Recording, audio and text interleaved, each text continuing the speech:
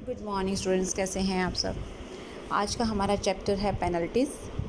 तो income tax के act के हिसाब से जब भी असेसी टैक्स पे करने में या जो इंटरेस्ट है या कोई और कोई प्रोविज़न्स हैं, अगर उनको वो प्रॉपरली फ़ॉलो नहीं करता है या डिपार्टमेंट के किसी भी नोटिस का जवाब नहीं देता है या कोई भी जो भी प्रोविज़न्स बनाए गए हैं एक्ट के अंदर उनको अच्छे से फॉलो नहीं करता है या गाइडलाइंस को नहीं मानता है, अपनी इनकम शो पूरी नहीं करता है, अंडर रिपोर्टिंग करता है या मिस रिपोर्टिंग करता है या फिर और भी बहुत सारे प्रोविज़न्स आएंगे वन बाय वन।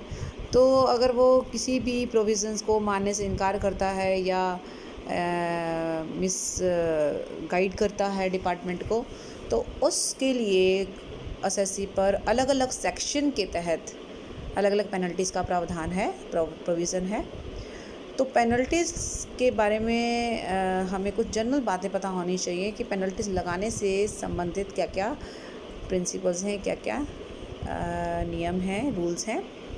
जैसे सबसे पहले बात करेंगे डिस्क्रिशनरी पावर की, यानी कहने का मतलब ये है कि जो पेनल्टी इम्पोज़ की जाती है, पेनल्टी लगाई जाती है, जो भी असेसिंग अथॉरिटी है, तो अगर अथॉरिटी के पास ये प्रोविज़न भी है कि वो उस पेनल्टी को छोड़ भी सकती है या माफ़ कर सकती है, तो ऐसा प्रोविज़न डेफिनेटली अगर है तो फॉलो भी किया जाएगा टाइम टू टाइम। लेकिन अगर इस तरीके की माफ़ी दी जा रही है तो वो विद रीज़न होनी चाहिए, यानी कि असेसिंग ऑफिसर को भी जस्टिफाई करना होगा कि जो पेनल्टी को वेव किया जा रहा है, छोड़ा जा रहा है, वो किस बिहाफ पे किया जा रहा है, उसके लिए क्या जस्टिफिकेशन है उसके पास। ठीक है। और ऑब्वियसली सारे फैक्ट्स को, सारे सर्कमस्टांसेस को मद्देनज़र रखते हुए या उनको कंसीडर करते हुए ही इस तरह के प्रोविज़न को फॉलो किया जा सकता है या पेनल्टी को माफ़ किया जा सकता है। ठीक है। जैसे मान लीजिए कोई भी प्रोविज़न ऐसा है जिसमें कोई टेक्निकल ब्रीच हुआ है, फॉर एग्ज़ाम्पल मान लीजिए मिनिमम पेनल्टी है किसी प्रोविज़न को फॉलो ना करने की, और वो इसलिए फॉलो नहीं की गई तो इसमें कुछ टेक्निकल रीज़न रहा हो, तो मे बी ऐसे केसेस में पेनल्टी को वेव किया जा सकता है, पेनल्टी को माफ़ किया जा सकता है। नेक्स्ट पॉइंट है that is quantum of penalty, यानी कि पेनल्टी का जो अमाउंट होगा वो कितना होगा, वो डिपेंड करता है कि प्रोविज़न क्या है, क्या सेक्शन है, उस सेक्शन के अंतर्गत डिपार्टमेंट ने यानी इनकम टैक्स एक्ट के हिसाब से, इनकम टैक्स एक्ट के अंतर्गत और according to the latest amendments क्या पेनल्टी का अमाउंट पहले से फ़िक्स किया गया है, तो डेफिनेटली वही अमाउंट जो है पेनल्टी का इम्पोज़ किया जाएगा। और सबसे मेन चीज़ जो ये है, पेनल्टी का जो अमाउंट इम्पोज़ किया जाएगा वो किस डेट के हिसाब से होगा, जब डिफ़ॉल्ट की डेट है, यानी जब चूक हुई है करदाता से या एसएससी से जब गलती हुई है, उस डेट पे जो नियम एप्लीकेबल होंगे वो लागू होगा, या फिर असेसमेंट ईयर या फिर जो पर्टिकुलर बाद का कोई टाइम है, बाद में अगर कोई लॉ होता है उसके हिसाब से, या प्रीवियस ईयर के रूल्स लागू होंगे। तो ये डिपेंड करता है कि जब भी गलती हुई है, जिस समय उससे चूक हुई थी, राइट, उस समय जो एक्ट एप्लीकेबल था, उस समय जो लॉ एप्लीकेबल था, उस लॉ के हिसाब से ही पेनल्टी लगाई जाएगी। पॉइंट नंबर 3 कह रहा है प्रोसीजर क्या रहेगा, पेनल्टी लगाने का प्रोसीजर क्या रहेगा। तो पेनल्टी लगाने के प्रोसीजर की हम बात करें तो एक तो सबसे पहले ये है कि जिस भी असेसी पर हम पेनल्टी इम्पोज़ कर रहे हैं, लगा रहे हैं, सबसे पहले उसको सुने जाने का मौका दिया जाना चाहिए, उसको अपनी बात रखने का मौका मिलना चाहिए। ही और she must have been heard और must have been given a chance to be heard. उसे एक मौका मिलना चाहिए, वो अपनी बात रख सके बिना उसकी बात सुने, बिना उसके द्वारा कोई जस्टिफिकेशन लिए। अगर हम या डिपार्टमेंट जो भी पेनल्टी उस पर इम्पोज करता है, दैट विल बी इनवैलिड, वो गलत करार दी जाएगी। बी पॉइंट कह रहा है कि इनकम टैक्स ऑफिसर, अब यहाँ पर थोड़ा सा ध्यान दीजिएगा, अगर इनकम टैक्स ऑफिसर ने पेनल्टी लगाई है 10,000 रुपये से ज़्यादा, इफ़ इट एग्जीड्स 10,000, तो एक तो ये हो गया कि असेसिंग ऑफिसर ने अगर लगाई है, फिर से बता रही हूँ मैं, सॉरी, असेसिंग ऑफिसर नहीं, इनकम टैक्स ऑफिसर ने अगर लगाई है पेनल्टी 10,000 से ज़्यादा, और असिस्टेंट कमिश्नर या डिप्टी कमिश्नर, ये इनकम टैक्स अथॉरिटीज़ हैं, ठीक है। ये जो आप नाम पढ़ रहे हैं, सुन रहे हैं, these are different types of income tax authorities. Income tax की कार्यवाही को स्मूथली रन करने के लिए डिपार्टमेंट के अंदर बहुत अलग अलग तरह के अधिकारी काम करते हैं और उनके डिफरेंट नेम्स हैं। तो ये उनमें से कुछ पर्टिकुलर नाम हैं। जो इनकम टैक्स ऑफिसर अगर 10,000 से ज़्यादा की पेनल्टी लगाता है, और assistant commissioner and deputy commissioner 20,000 रुपये से ज़्यादा की पेनल्टी लगाता है, तो उनको ये पेनल्टी लगाने से पहले जॉइंट कमिश्नर की परमिशन लेनी होगी, राइट, ये ध्यान में रखिएगा। नेक्स्ट पॉइंट क्या कह रहा है कि पेनल्टी लगाने का जो ऑर्डर है, पेनल्टी लगाने का जो ऑर्डर पास होगा, तो उसकी एक कॉपी असेसिंग ऑफिसर को भी भेजी जाएगी। कई बार क्या होता है कि असेसिंग ऑफिसर ही इनकम टैक्स अथॉरिटी भी होता है। मतलब कहने का ये है कि असेसिंग ऑफिसर अलग होता है, कमिश्नर अलग है, डिप्टी कमिश्नर अलग है, अलग अलग टाइप की अथॉरिटीज़ हैं। तो यहाँ जो बात कही जा रही है उसका मकसद क्या है कि जो भी इनकम टैक्स अथॉरिटी, मान लीजिए डिप्टी कमिश्नर ने पेनल्टी लगाई है, तो उसके ऑर्डर की एक कॉपी उस असेसिंग ऑफिसर को भी भेजी जाएगी जो उस केस को हैंडल कर रहा होगा, ठीक है। फिर नेक्स्ट पे आते हैं, that is penalty under more than one section. इसका मतलब है कि अगर कोई असेसी किसी एक सेक्शन के अलावा अलग अलग सेक्शन के तहत कई तरह के चीज़ों में इन्वॉल्व रहता है, कई प्रोविज़न्स को तोड़ता है, ठीक है। जैसे मान लीजिए एक तरफ उसने रिटर्न ही नहीं भरी, एक तरफ जो है वो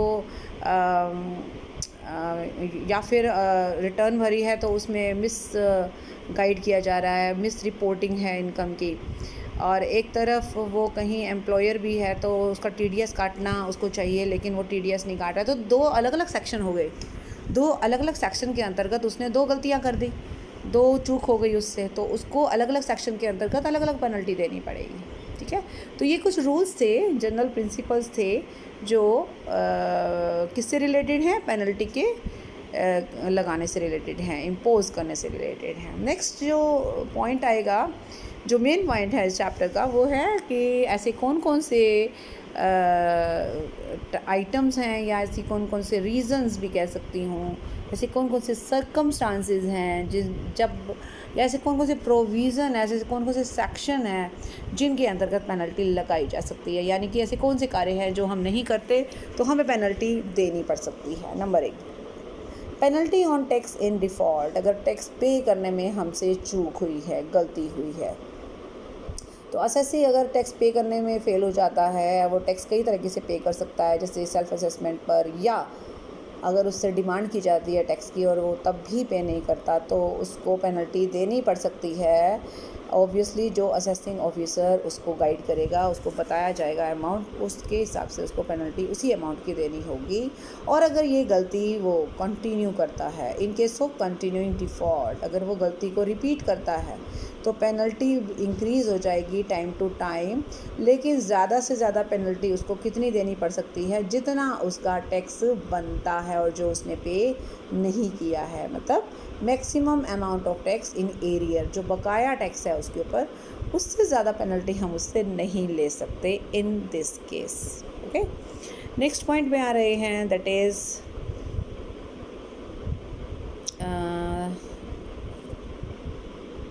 next point is penalty for under reporting and miss reporting of income. बहुत इम्पॉर्टेंट पॉइंट है ये, और इस चैप्टर की जान है ये पॉइंट, क्योंकि ये काफ़ी तरह के प्रोविजंस अपने अंदर लिए हुए है।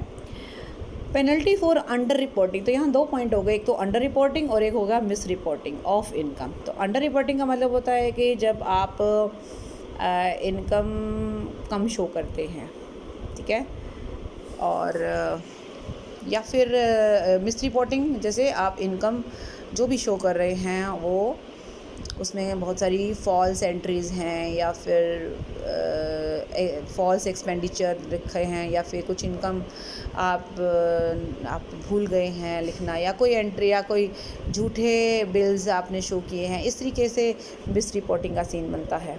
तो अभी हम बात करेंगे पहले अंडर रिपोर्टिंग की। अंडर रिपोर्टिंग से पहले भी हमें एक दो बातें और देखनी है। Who may impose penalty, penalty यहाँ पर कौन लगा सकता है? तो यहाँ असेसिंग ऑफिसर या कमिश्नर, जो अपील जिसके अंदर हम करते हैं, जिसके सामने हम अपील कर सकते हैं, या प्रिंसिपल कमिश्नर या कमिश्नर, ये 4 अथॉरिटीज़ हैं। उनके पास राइट है, they have the right to impose a penalty for underreporting of income या मिस रिपोर्टिंग ऑफ इनकम। तो इस सेक्शन के अंतर्गत ये 4 लोग हैं जो इस तरीके का पेनल्टी लगा सकते हैं। ठीक है, सबसे पहले हम अब बात करेंगे अंडर रिपोर्टेड इनकम की। ठीक है, ध्यान दीजिएगा, यहाँ पे कुछ पॉइंट्स हैं जो हमें जिसके ऊपर हमें फोकस करना है। जैसे पॉइंट नंबर ए है, रिटर्न अगर आपने भरी है, फिल की है, रिटर्न फर्निश की है। 2 बातें आपको ध्यान रखनी है, रिटर्न फिल हुई है या रिटर्न आपने सबमिट नहीं की है, या तो रिटर्न सबमिट की है या नहीं की है। तो अगर आपने रिटर्न सबमिट की है, ठीक है, आपने रिटर्न सबमिट की, लेकिन आपकी रिटर्न के बेस पे जो इनकम डिटरमाइन हुई असेसिंग ऑफिसर के द्वारा वो कम थी, आपकी रिटर्न बेस पे जो इनकम उसने डिटरमाइन की वो कम निकली, लेकिन एक्चुअल जब असेसमेंट हुआ, रेगुलर असेसमेंट जिसे आप कह सकते हैं, तब इनकम हमें ज़्यादा दिखी। यानी कि जो असेसमेंट ऑफ इनकम था वो ज़्यादा था, that was greater than the income actually determined under section 143 subsection 1A। Different sections आपको नज़र आएंगे इस चैप्टर में। अभी आपको ध्यान देना है फिर से इस बात पर, अगर तो रिटर्न आपने सबमिट की है, सिंपल सी बात है, आपने रिटर्न सबमिट की, आपकी रिटर्न के बेस पर आपके असेसिंग ऑफिसर ने आपकी इनकम डिटरमाइन किया, अभी निश्चित की है, राइट। तो determination of income was less than the actual income, जो होनी मतलब जो दिखनी चाहिए थी वो इनकम तो दिखी नहीं, उससे कम दिखी। एक्चुअली जो असेसमेंट हुआ इनकम का, जो बाद में रेगुलर असेसमेंट हुआ, उसके बाद वो असेसमेंट ज़्यादा था लेकिन इनकम का डिटर्मिनेशन कम हुआ। फॉर एग्जांपल, हमारी रिटर्न के बेसिस पे हमारे असेसिंग ऑफिसर ने जो इनकम डिटरमाइन की वो 10 लाख थी, लेकिन हमारी इनकम जब असेसमेंट हुआ तो वो 12 लाख निकल आई। तो यहाँ पर आप देखो 12 लाख थी एक्चुअल इनकम, लेकिन हमने क्या दिखाई, 10 लाख। हमने दिखाई अपने रिटर्न के बेसिस पे दिखाई, और उसी को असेसिंग ऑफिसर ने एक बार मान लिया, लेकिन जब एक्चुअल असेसमेंट हुआ तो वो 12 लाख पता लगी कि 12 लाख है। तो इसका मतलब ये हो गई अंडर रिपोर्टेड इनकम, आपने इनकम कम रिपोर्ट की। ये कब पता, कैसे पता लगा, जब आपने रिटर्न सबमिट की है, अपने रिटर्न के बेसिस पे आपका डिटर्मिनेशन हुआ ना। लेकिन कई बार क्या होता है कि हम रिटर्न सबमिट करते ही नहीं। इफ़ रिटर्न नॉट फर्निश्ड और where return has been furnished for the first time under section 148, आप देखोगे कि यहाँ पर 143 के अंतर्गत आपकी इनकम का डिटर्मिनेशन हुआ था, लेकिन इस सेक्शन के अंतर्गत रिटर्न हमारे पास आई नहीं, तो डिटर्मिनेशन नहीं हुआ। तो हो सकता है आगे एक सेक्शन आप पढ़ेंगे 148, उस सेक्शन के अंतर्गत आपने रिटर्न भरी, लेकिन उसका हमारे लिए अभी फ़िलहाल रोल नहीं है।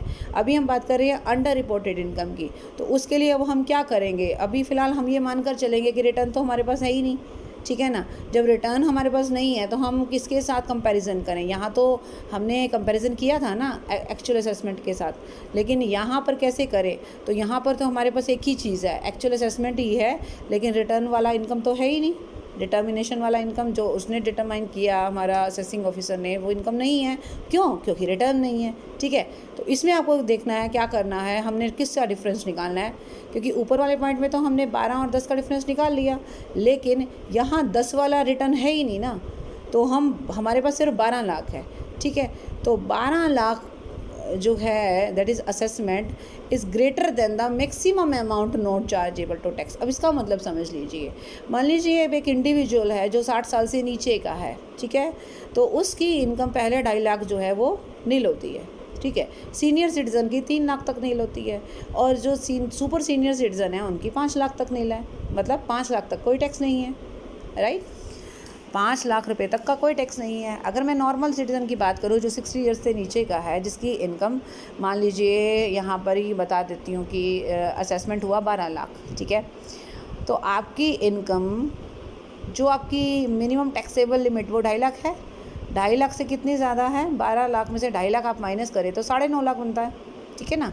तो यहाँ पे आपकी अंडर रिपोर्टेड इनकम कैसे कैलकुलेट करेंगे हम, क्योंकि मेरे पास रिटर्न की इनकम नहीं है, so I will deduct only 2.5 lakh 2,50,000 from 12 lakh, from 12 lakh. ऊपर हमने 12 में से 10 माइनस किया था क्योंकि 10 मेरे पास रिपोर्टेड इनकम थी, लेकिन यहाँ मेरे पास कोई रिपोर्टेड इनकम है ही नहीं, रिटर्न मैंने भरी ही नहीं। तो मैं क्या करूँगी, जो असेसमेंट एक्चुअल हुआ है 12 लाख का, उसमें से मैं क्या माइनस करूँगी, वो माइनस करूँगी वो वाला अमाउंट जो इनकम मेरे लिए टैक्सेबल नहीं है, यानी पहला 2.5 लाख हमारे लिए टैक्सेबल नहीं होता है। तो 12 में से 2.5 हम माइनस करेंगे, दैट विल बी 9,50,000, राइट। यहाँ तक बात क्लियर हो गई। सी पार्ट पे आ जाते हैं। अगर इनकम रीअसेस होती है, अभी आपको मैंने एक सेक्शन अभी डिस्कस किया था अंडर सेक्शन 148, ये थोड़ा सा कट रहा है यहाँ से, फॉर जहाँ लिखा हुआ है ना for the first time under section, तो यहाँ 148 है, ठीक है।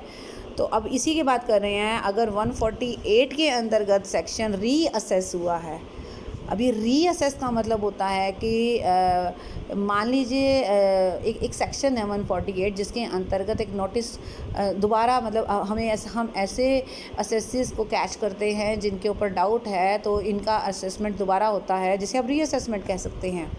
अब रीअसेसमेंट उन लोगों का भी हो सकता है जिन्होंने रिटर्न भरी, और उनका भी हो सकता है जिनकी रिटर्न नहीं भरी, ठीक है ना। तो अब हमें क्या करना है, जो हमारा रीअसेस्ड अमाउंट होगा, मान लीजिए सबसे पहले अमाउंट में मैंने 10 और 12 दो अमाउंट आपको बताए थे। बी में मैंने कहा कि जी 10 वाला अमाउंट मेरे पास है ही नहीं, 12 वाला है, 12 में से मैंने 2.5 लाख माइनस कर दिए, ठीक है। सी में आ जाओ, रीअसेसमेंट हुआ है, 12 लाख तो मेरे पास है, दैट इज़ असेसमेंट, राइट। अब रीअसेसमेंट में यानी असेसिंग ऑफिसर को कहीं डाउट हुआ या कोई कंप्लेंट हुई जिसके आधार पर रीअसेसमेंट हुआ, एंड फिर क्या हुआ कि रीअसेसमेंट के बाद वो लगा कि ये तो इनकम 12 भी नहीं है, ये तो इनकम 17 लाख है, तो रीअसेसमेंट में 17 आ गया। अब 17 इनकम थी एक्चुअल, लेकिन असेसमेंट में हमने 12 दिखा रखी है, ठीक है ना। असेसमेंट में हमने 12 दिखा रखे, तो अभी अनरिपोर्टेड इनकम कितनी हो गई, 17 माइनस 12 इक्वल टू 5 लाख। समझ में आया, that is under reported income, ठीक है। यहाँ तक बात क्लियर हो गई। डी में आ जाओ, असेसमेंट रिड्यूसेस द लॉस। कई बार क्या होता है कि हम लोग जब एक बार इनकम असेस करते हैं तो लॉस दिख रहा है, लेकिन अगली बार जब रीअसेसमेंट किया तो वो लॉस तो गायब ही हो गया और इनकम शो होने लगी। ऐसा होता है क्योंकि क्या होता है कि रीअसेसमेंट में अब कई तरह की इंक्वायरीज होंगी, कई तरह के एविडेंस मांगे जाएंगे एसएससी से, कई तरह के डॉक्यूमेंट्स की डिमांड होगी, हो सकता है उसके यहाँ पे सर्च और सीज करने का भी हम प्रोविज़न लागू करते हैं, उसके डॉक्यूमेंट्स की जांच पड़ताल होगी और बहुत तरह के कार्यवाहियाँ होंगी, जिसके आधार पर रीअसेसमेंट में क्या हुआ, जहाँ एसएससी का पहले 2 लाख रुपए लॉस दिख रहा था, मतलब उसकी इनकम थी ही नहीं बल्कि 2 लाख लॉस दिख रहा था, अभी उसकी 2 लाख वाला लॉस तो गायब ही हो गया और उसकी जगह 5 लाख इनकम शो होने लगी। क्यों? नए नए डॉक्यूमेंट्स निकल के बाहर आए, हमने छापे मारे और हमने जांच पड़ताल करी तो पता लगा कि कुछ इनकम उसने छिपा रखी थी, तो वो 2 लाख वाला लॉस था ही नहीं बल्कि 5 लाख रुपये की इनकम थी। अब आप देखिए, तो ऐसा भी तो हो सकता है ना कि असेसमेंट से पुराना लॉस इनकम में बदल जाए, राइट। तो इसका मतलब होता है जब पुराना लॉस इनकम में बदल जाए तो जो इनकम इस समय आपके पास निकल कर आई है वो आपकी अंडर रिपोर्टेड इनकम है या नहीं है कि नहीं, ठीक है। ये बात क्लियर हो गई। अभी इस पैराग्राफ पे चलते हैं, मैं आपको एक इलस्ट्रेशन के ऊपर लेके जाऊंगी इस पैराग्राफ के बाद, और इससे आपको आइडिया हो जाएगा अच्छे से कि हम आपको क्या समझाना चाह रहे हैं। अब वो कहता है कि अंडर रिपोर्टेड इनकम का अमाउंट कैसे निकालना है। ये कंफ्यूज करने वाली बात है। जो मैंने अभी आपको ABCD बताया, यहीं से तो आप अपने अमाउंट निकाला। जैसे आपने ए में क्या से निकाला, आपने अमाउंट कैसे निकाला ए में से? जब आपने रिटर्न फर्निश की तो हमारी इनकम 10 थी, लेकिन असेसमेंट हुआ, डिटर्मिनेशन हुआ इनकम का एक बार, तो इनकम क्या हो गई 12, तो हमारा अंडर रिपोर्टिंग इनकम कितनी हो गई 2 लाख। तो वही चीज़ है यहाँ पे 2 लाख हो गई। ये देखिए जो ये रिटर्न फर्निश्ड बता रहा है ये वही 2 लाख कैलकुलेट करके बताएगा। तो आपको कंफ्यूज होने की ज़रूरत नहीं है, आपको ऐसा नहीं लगना चाहिए कि ये पॉइंट्स अलग हैं और ये पॉइंट्स अलग हैं, बिल्कुल सेम पॉइंट्स हैं, ठीक है। दूसरे में भी जैसे 10 वाला पॉइंट तो था ही नहीं, 12 था, तो आपने क्या किया 12 में से क्या माइनस किया, मिनिमम टैक्सेबल लिमिट। आप यहाँ चेक कर सकते हो, रिटर्न व्हेन नॉट फर्निश्ड और where return has been furnished for the first time under section 148, ठीक है। तो अदर एसएससी में पहले जाऊँगी। अदर एसएससी में क्या किया मैंने, amount assessed less exemption limit किया ना मैंने। एग्जम्पशन लिमिट 10 में से क्या माइनस किया था, 2.5 लाख माइनस किया था।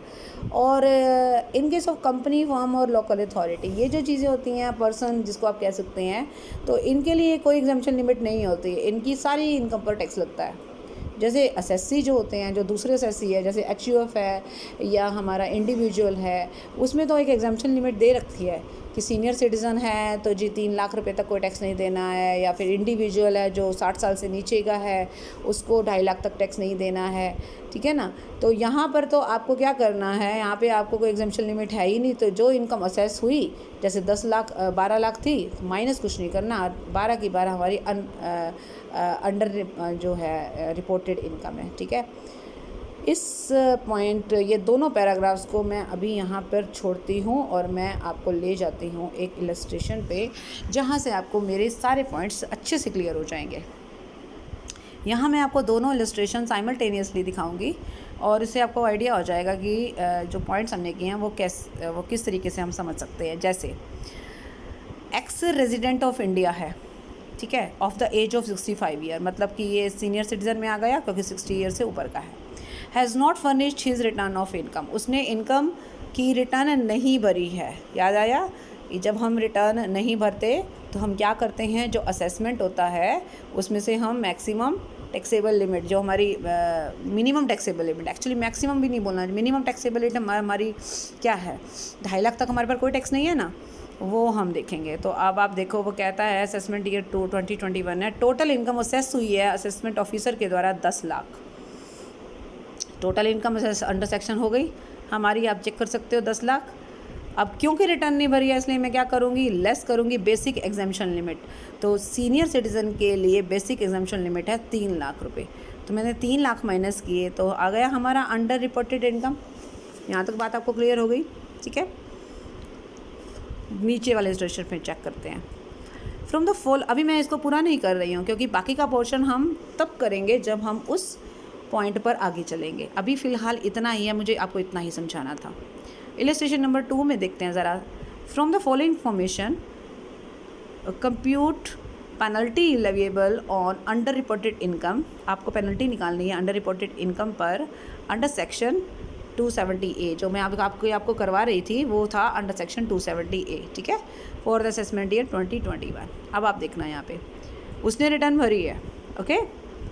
वो कैसे पता लग रहा है, यहाँ से पता लग रहा है, income declared in return of income, इसका मतलब अंडर सेक्शन 139 उसने रिटर्न भरी, उसके हिसाब से इनकम थी 10 लाख, लेकिन उसकी रिटर्न के हिसाब से असेसिंग ऑफिसर ने जो डिटरमाइन की इनकम दैट इज़ 12 लाख, ठीक है।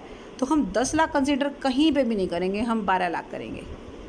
अभी कहानी यहीं ख़त्म नहीं होती है, आगे इनकम असेस हुई है, मुझे असेस्ड इनकम देखनी है, मुझे देखनी है असेस्ड इनकम अंडर सेक्शन 143(3), तो ये है 15 लाख। असेस्ड इनकम कितनी है 15 लाख, और डिटरमाइंड इनकम कितनी थी 12। इस 10 को आप भूल जाइए, 10 का कोई काम नहीं है, ठीक है। ये तो हमने रिटर्न भरी ना, लेकिन जब उसने हमारी रिटर्न के बेस पे एक चेकिंग की तो उसने देखा कि 12 लाख है, तो असेसमेंट 12 लाख का हुआ, लेकिन that is not sorry assessment नहीं है, वो डिटर्मिनेशन है बाय असेसिंग ऑफिसर, ठीक है। लेकिन जब असेसमेंट हुआ रेगुलर, उसके आधार पर असली इनकम आ गई मेरी 15 लाख, ठीक है। अब आप ध्यान देना, इस क्वेश्चन में हमने रिटर्न सबमिट किया है, ठीक है। जब हम रिटर्न सबमिट करते हैं तो हमारी अंडर रिपोर्टेड इनकम निकालने का क्या फॉर्मूला है, असेस्ड इनकम माइनस जो इनकम डिटरमाइन हुई है असेसिंग ऑफिसर के द्वारा वो। तो 15 लाख माइनस 12 लाख दिख रहा है आपको, इसमें से 15 में से 12 माइनस करेंगे तो एक्चुअली वही है मेरा अंडर रिपोर्टेड इनकम, एक्चुअली मेरी 3 लाख है। ठीक है, यहाँ तक बात क्लियर हो गई कि अंडर रिपोर्टेड इनकम मेरी 3 लाख है। तो ऊपर 7 लाख, नीचे 3 लाख, ये क्लियर हो गई बात। वापस चले हम अपने और पॉइंट्स पे। यहाँ तक बात क्लियर होगी कैसे निकाला मैंने। एक चीज़ मैं अभी और बताना आपको भूल गई, एक बार फिर इसको नीचे आ जाते हैं। एक पॉइंट नंबर 4 भी है, इनकम रीअसेस्ड। इसमें एक और पॉइंट दे रखा है रीअसेस्ड। आपको बताया था अगर तो इनकम रीअसेस हो तो रीअसेसमेंट वाले अमाउंट का कंपैरिजन हम किससे करते हैं, जो असेस्ड होता है। सॉरी, रीअसेसमेंट हुआ है मेरा 20 लाख पे। अभी 20 लाख का कंपैरिजन मैं 12 या 10 से नहीं करूँगी, 15 से करूँगी। क्यों? क्योंकि रीअसेसमेंट से एकदम पहले क्या हुआ था, असेसमेंट हुआ था, राइट। तो अगर रीअसेसमेंट हुआ तो इनकम मेरी और बढ़ गई। देखो फिर से बताती हूँ, मैंने रिटर्न भरी, मेरे हिसाब से इनकम 10 थी। मेरी रिटर्न के आधार पर जो हमारा असेसिंग ऑफिसर था उसने मेरी इनकम डिटरमाइन की 12, ठीक है, और असेसमेंट हुआ 15 पे। तो असेसमेंट जब हुआ 15 पे तो 15 के हिसाब से अंडर रिपोर्टेड इनकम हो गई 3 लाख। इस 3 लाख के ऊपर मुझे टैक्स और देना पड़ेगा, पेनल्टी भी देनी पड़ेगी बल्कि। फिर क्या हुआ, असेसिंग ऑफिसर को फिर पता नहीं दिमाग में क्या आया कि रीअसेसमेंट हुआ तो इनकम फिर से 20 लाख आ गई। अब 20 लाख आ गई तो पहले मैं 3 लाख अंडर रिपोर्टेड इनकम पर पहले टैक्स दे चुकी, मैंने पहले पेनल्टी भी दे दी। अब 20 लाख आ गई तो मैं अब 15 पे तो दे ही चुकी ना एक तरह से। क्यों, 12 तो था ही था, 3 पे और दे दिया मैंने तो 15 हो गए। तो 15 पे तो मैं ऑलरेडी दे चुकी। तो अभी मुझे एग्जैक्टली और कितनी इनकम पर अब मेरी परेशानी क्रिएट हुई है, दैट इज़ 5 लाख। तो under reported income is here only of 5 lakh rupees, right. ठीक है, चलिए जी वापस चलते हैं अपने इस वाले पॉइंट पर हम थे, या ये वाला पोर्शन आपका क्लियर हो गया है ABCD। फिर ये पॉइंट क्लियर हो गया है हमारा। अब आ जाते हैं क्वांटम ऑफ पेनल्टी। अब है सवाल उन दोनों क्वेश्चन में असली पूछा क्या गया है कि पेनल्टी कितनी देनी है वो बताओ, लेकिन वो मैंने अभी इसलिए डिस्कस नहीं किया क्योंकि हमने अभी यहाँ पे डिस्कस नहीं किया। तो पहले हम इसको डिस्कस करेंगे एंड देन हम उस क्वेश्चन को सॉर्ट आउट करेंगे। तो क्वांटम का मतलब होता है पेनल्टी का अमाउंट क्या रहेगा। तो याद रखना कि पेनल्टी जो लगेगी वो हमारी अंडर रिपोर्टेड इनकम पर जो टैक्स बनता है, आपने जितनी रिपोर्ट इनकम कम की उस पर टैक्स तो आप दोगे ना, टैक्स तो देना ही है। ये नहीं है कि टैक्स नहीं देना, टैक्स तो देना ही देना है, साथ में पेनल्टी भी देनी है। अब कितनी पेनल्टी देनी है वो है क्वेश्चन। तो अंडर रिपोर्टेड इनकम पर जब आप टैक्स कैलकुलेट करोगे, वो भी हम बताएंगे कि कैसे करना है। तो जितना भी टैक्स आएगा, मान लीजिए मेरा टैक्स 2 लाख रुपए आ गया, ठीक है, तो पेनल्टी लगेगी 1 लाख। कैसे निकाली, उसका 50% निकाली, ठीक है। तो quantum of penalty will be 50% of the tax on underreported income, right? You got my point? ठीक है। अब टैक्स कैसे, तो हमारे लिए 50% निकालना इतना इतनी आसान बात है, वो मुझे कोई मुश्किल नहीं है, आधा ही तो करना है उसका। लेकिन हमने टैक्स कैसे निकालना है वो है असली मुद्दा। तो अभी ये ABC ये 3 पॉइंट आपको दिख रहे हैं, इसमें हम ये चेक करेंगे कि अंडर रिपोर्टेड इनकम पर टैक्स हम कैसे निकालते हैं, ठीक है। जैसे सबसे पहले कह रहा है where no return has been furnished. वापस फिर वही वाली बात आ गई, जब रिटर्न फर्निश नहीं हुई है या 148 के अंतर्गत फर्निश हुई है या पहली बार असेसमेंट तब हुआ है, तब क्या करना है, ध्यान देना। तब ये करना है आपको कि जो भी अंडर रिपोर्टेड इनकम निकले, जब आपने अभी आपने क्वेश्चन किया था, वापस चलते हैं, ये आ जाएंगे हम यहाँ पर। हाँ, ये वाला क्वेश्चन था हमारा, कहाँ पर रिटर्न नहीं भरी थी, ये वाले में नहीं भरी थी, ठीक है ना। हमारी अंडर रिपोर्टेड इनकम कितनी आई थी बच्चों, 7 लाख आई थी, ठीक है। मैं आपको यहीं दिखा देती हूँ टैक्स निकालना, तो और भी अच्छा तरह समझ में आ जाएगा। This is my under reported income 7 lakh. अब मैं क्या करूँगी, हमारी बेसिक एग्जाम्पशन लिमिट वापस प्लस कर दूँगी, दैट इज़ 10 लाख। टैक्स मुझे 10 पे निकालना है, ध्यान रखना। बहुत सारे बच्चों के दिमाग में आएगा कि जब आपने वापस प्लस करना था तो फिर आपने ये माइनस ही क्यों किया।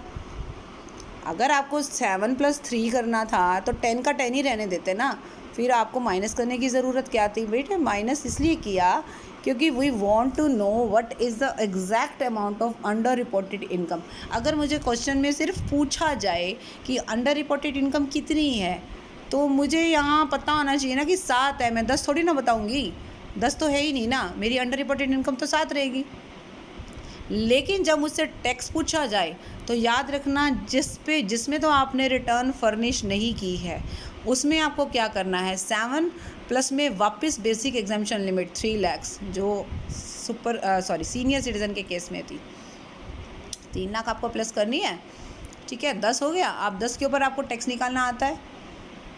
सीनियर सिटीज़न पे अगर 10 लाख की इनकम हो तो टैक्स कैसे निकालते हैं, पहला 3 लाख निल, अगले 2 लाख के ऊपर 5% और नेक्स्ट 5 लाख के ऊपर हमारा 20% और रिमेनिंग बैलेंस पे 30%। ये है हमारा टैक्स का स्लैब, ये आप कर चुके हैं पहले। तो आपने 10 लाख रुपये के ऊपर टैक्स निकालना है, 1,10,000 मेरा आया है।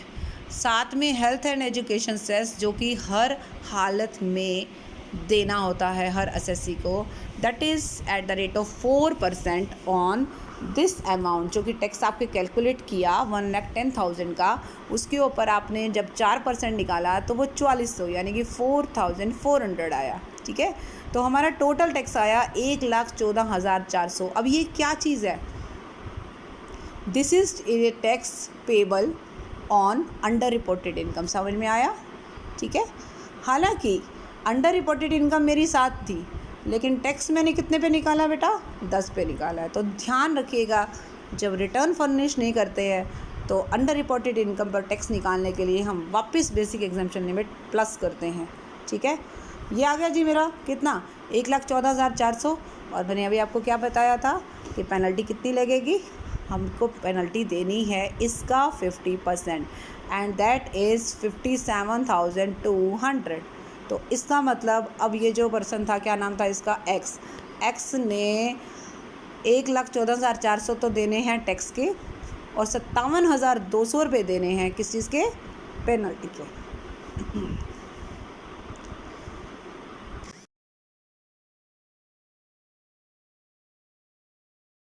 ठीक है, बात समझ में आ गई आपको। मुझे ऐसे लग रहा है कि ये क्वेश्चन करने से आपको ये चीज़ ज़्यादा समझ में आई होगी, ठीक है। वापस चलें इस पोर्शन पे।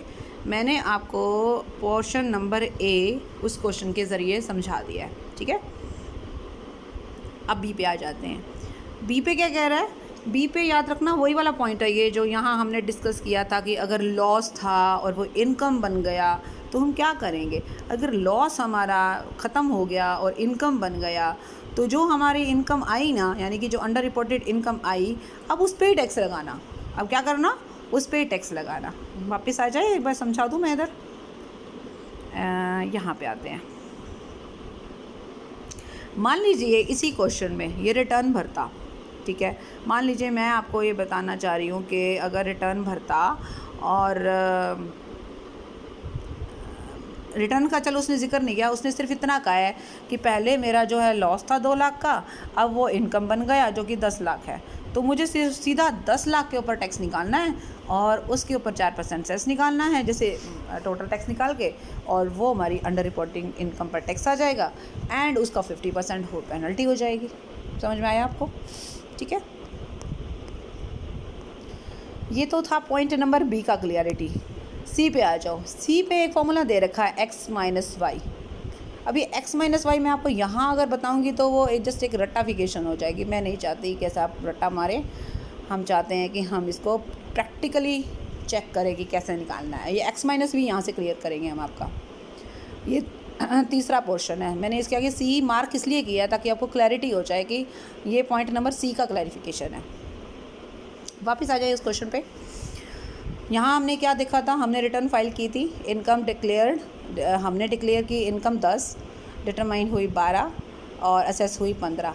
यहाँ तक बात अभी स्टॉप करेंगे, 15, 12, तो हमारी अंडर रिपोर्टेड इनकम हो गई 3 लाख। लेकिन आपको टैक्स 3 लाख पर ऐसे नहीं दिखाना। अब इसमें टैक्स निकालना कैसे है, देखिए इसमें था मैंने 7+3 करके टैक्स निकाला था, क्योंकि रिटर्न फर्निश नहीं की थी। यहाँ मैंने रिटर्न फर्निश किया है, तो यहाँ टैक्स कैसे निकालना है, यहाँ कैसे निकालना है, 15 लाख पर आपको टैक्स अलग निकालना है, 12 लाख पर अलग निकालना है। देन आपने 15 के टैक्स में से 12 का टैक्स माइनस कर देना है। जो आपका टैक्स आएगा वो आपका 3 लाख रुपये पर टैक्स होगा। फिर से बताऊँ, ये देखिए टैक्स ऑन 15 लाख दिख रहा है आपको, ठीक है, क्योंकि ये पर्सन एक ऐसा इंडिविजुअल है जो सीनियर सिटीज़न या सुपर सीनियर सिटीज़न में नहीं आता। तो पहला 2.5 लाख नील, अगले 2.5 लाख पर 5%, फिर 5 लाख पर 20, फिर उसके बाद फिर अगले 5 लाख पर 30, ठीक है। आपने क्या करना है, आपने 15 लाख के ऊपर ये टैक्स निकाल के दिखा दिया, दैट इज़ 2,73,000, ठीक है जी। अब आपने 12 लाख पर टैक्स निकाला, 12 लाख पर टैक्स निकाल रहा है, ये आ रहा है मेरा 179,400। तो 93,600 आपको टैक्स किस चीज़ का मिला, 15 का टैक्स माइनस 12 का टैक्स इक्वल टू 3 का टैक्स। तो tax on 3 lakh equal to 93,600। Very simple, right. ये तो बिल्कुल सिंपल है, इसमें कोई बड़ी बात नहीं है। अब बहुत सारी बच्चे ऐसे सोच रहे होंगे कि आप कमाल कर रहे हो, सीधा 3 लाख पर मैडम टैक्स क्यों नहीं निकाल लेते। भाई 3 लाख रुपए पर टैक्स निकालेंगे नहीं, जो रूल है वो रूल है, रूल के हिसाब से चलना है, ठीक है। 3 लाख रुपए पर टैक्स तो वैसे नहीं निकाल सकते, पहला 2.5 लाख तो नील हो जाएगा हमारा, हो जाएगा ना। बाकी के 50,000 के ऊपर 5% करोगे तो टैक्स डिपार्टमेंट को लॉस होगा, वो लॉस नहीं सहन कर सकता है ना। तो उन्होंने प्रोसीजर इस तरीके से निकाला है कि उन्हें ज़्यादा से ज़्यादा अपना इनकम जनरेट हो, ठीक है। तो पहले 15 पर निकालना है, फिर 12 पर निकालना है, जो आएगा वो 3 लाख पर आ जाएगा। उस टैक्स का 50% करना है, वो हमारी क्या हो जाएगी, पेनल्टी हो जाएगी, ठीक है। अब इसी क्वेश्चन में आगे कहता है कि इनकम रीअसेस फिर से हो गई। अब इनकम रीअसेस हो गई 20 लाख, कोई दिक्कत नहीं है, कोई परेशानी की बात ही नहीं है। अब आप क्या करो, क्योंकि रिटर्न भरी है ना इसलिए, तो रिटर्न भरने के बाद क्या हुआ, 20 लाख पर टैक्स आ गया 5 लाख, 15 लाख पर टैक्स आ गया 4,12,500। आई थिंक यही आना चाहिए मेरे हिसाब से, देख लेते हैं। टोटल इनकम रीअसेस कितनी हुई थी, 20। अच्छा हाँ, यहाँ पे थोड़ा ध्यान देना ना, यहाँ पे थोड़ा सिंपल डिफरेंट फार्मूला है, यहाँ थोड़ा सा हम गलती कर रहे थे। इनकम रीअसेस हुई थी 20, इनकम असेस कितनी हुई थी 15, राइट, ठीक है। तो अंडर रिपोर्टेड इनकम कितनी हो गई हमारी 5 लाख की। अब देखो क्या करना है, मतलब इसने थोड़ा सा करके, सिस्टम वही है लेकिन थोड़ा सा आपको बता रहा है कि अंडर रिपोर्ट, जैसे इसमें भी तो बताया ना आपको, अंडर रिपोर्टेड इनकम हमारी कितनी है 3 लाख है, ठीक है। लेकिन इसने इसमें और थोड़ा क्लियर कर दिया, उसने 3 लाख वहाँ लिखा नहीं था, इसने 5 लाख लिख के दिखा दिया। बाकी सारा क्वेश्चन सेम है। Tax on 20 lakh, tax on 15 lakh is equal to tax on 5 lakh.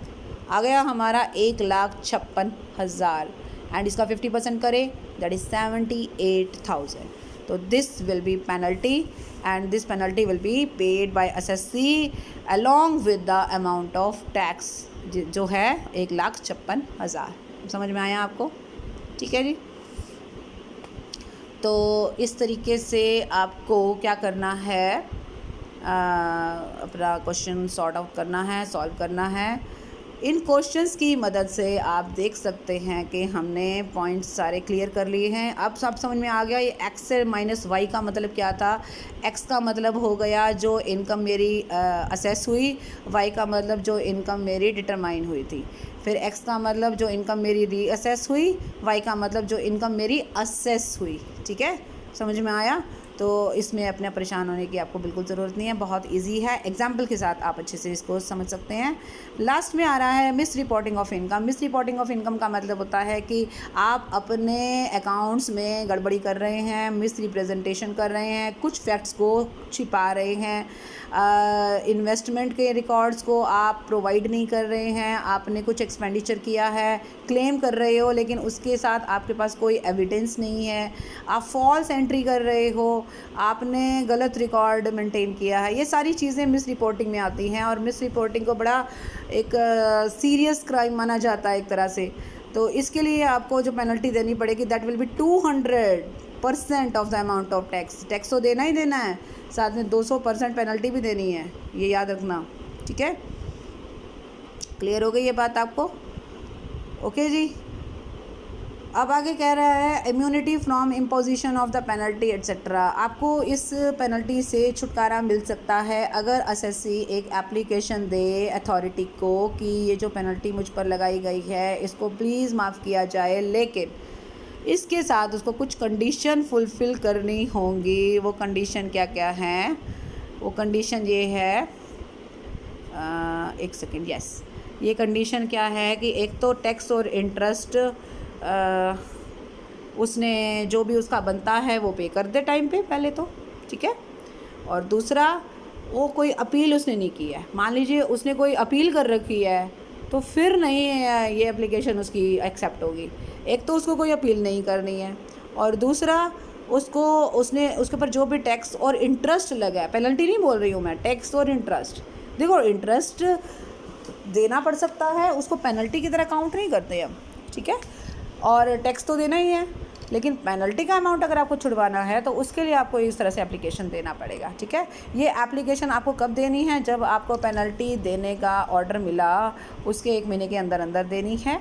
और असेसमेंट ये जो ऑफिसर है वो इम्यूनिटी दे सकता है आपको, लेकिन एक शर्त पर कि अभी तक कोई प्रोसीडिंग स्टार्ट नहीं हुई है। मान लीजिए प्रोसीडिंग स्टार्ट हो गई है ये पेनल्टी लगाने की, फिर वो कुछ नहीं कर पाएगा। अब जब आप एप्लीकेशन देंगे उसके 1 महीने के अंदर अंदर उसको आपकी एप्लीकेशन या तो एक्सेप्ट करनी होगी या रिजेक्ट करनी होगी, राइट। और जो भी वो फ़ैसला लेगा वो फ़ैसला फाइनल समझा जाएगा। तो इस तरीके से हम कह सकते हैं कि पेनल्टी को छोड़ा भी जा सकता है, लेकिन काफ़ी टेढ़ी चीज़ है, ये इतना आसान नहीं है पेनल्टी को वेव करवाना, तो उसके लिए भी बड़े परेशानियों का सामना करना पड़ता है। So that's all for this video. I hope आपको पेनल्टी में कुछ पॉइंट्स क्लियर हो गए होंगे। Thank you so much, bye bye, take care. बाकी सारी चीज़ें हम नेक्स्ट वीडियो में डिस्कस करेंगे। तो टिल देन, बाय बाय।